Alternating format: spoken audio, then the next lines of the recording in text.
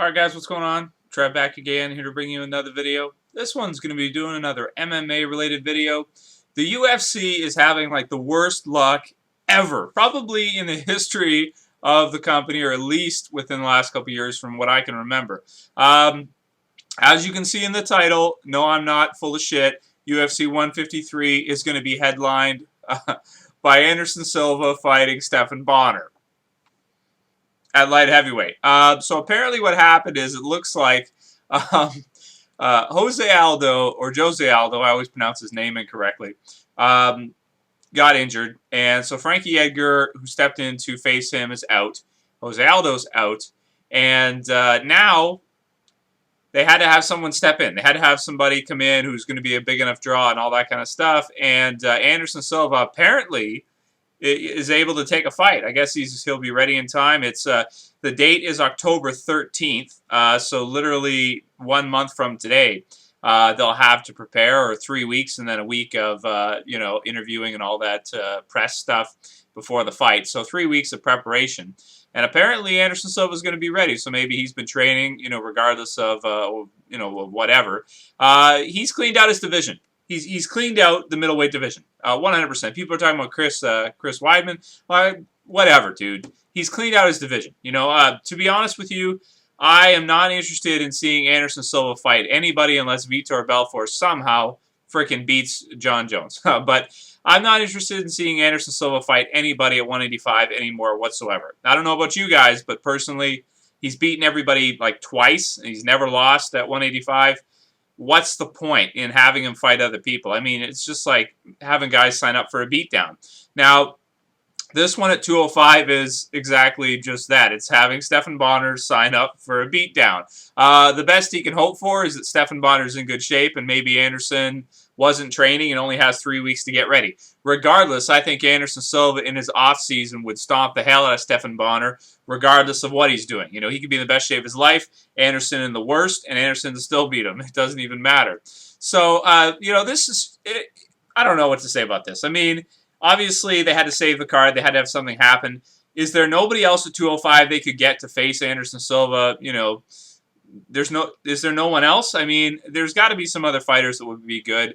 It looks like Quinton Rampage Jackson is also out of the card against Glover, so I don't know if he's injured or what's the deal with him, but he's out too. Anderson versus Rampage would have been a good fight to headline the card. That would have been a good opponent for Anderson. There's lots of other guys at 205 too that probably would have been better than Stephan Bonnar. I mean, he's not in the top 5 at 205. Top 10? Probably not even.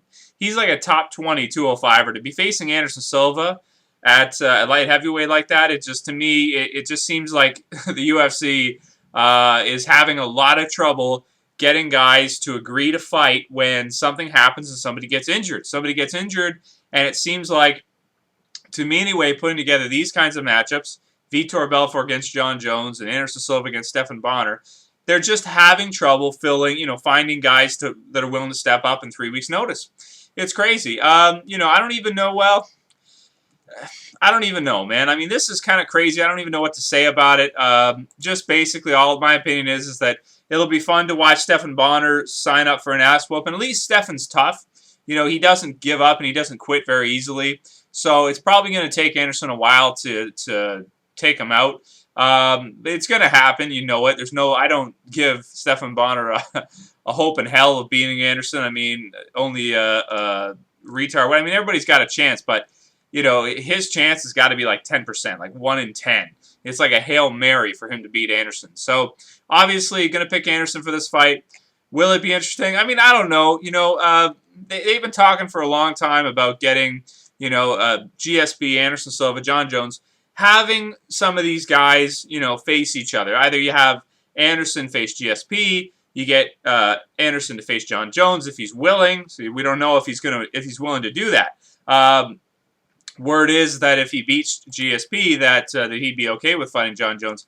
I don't know if Anderson would want to do it because it seems like they're kind of buddies. If you watch the events and stuff, they'll, when Anderson's going in, if he sees Jon, he'll shake hands with him. Whatever. They seem like they're kind of friendly. So I don't know if he'd take the fight, but I think that the UFC should really start to try to, create this kind of thing, because you could have not only one fight, but you could have 2 or 3 fights between those guys. You know, if you have a close one, let's say Anderson faces Jon Jones. Whoever wins that, if it's close, you could do a rematch. You know, you could do 2 fights like that and have 2 big, humongous events like that, and, you know, to see who the best is. So Anderson moving up to 205 or facing GSP. The only thing that interests me is if Anderson's going to face somebody in the top 5 at 205 or GSP. But otherwise, you know, I'm not interested in anything else. Anyway, that being said, this is nuts. I can't even believe they're doing it, but it'll be fun to see Stephan Bonnar get smoked. So, like he's got his whole career. But at least he's doing his damn thing. He's still in there. Anyway, that's really all I have to say, guys. It's nuts. I can't believe it. But obviously, Anderson should, take this one. I don't know what the hell is happening with Quinton Rampage Jackson, if he's out permanently or what's going on with him, man. But it seems to me like his career is pretty much over. Yeah, that's it for this video, guys. I'll see you for the next one. Trev saying peace.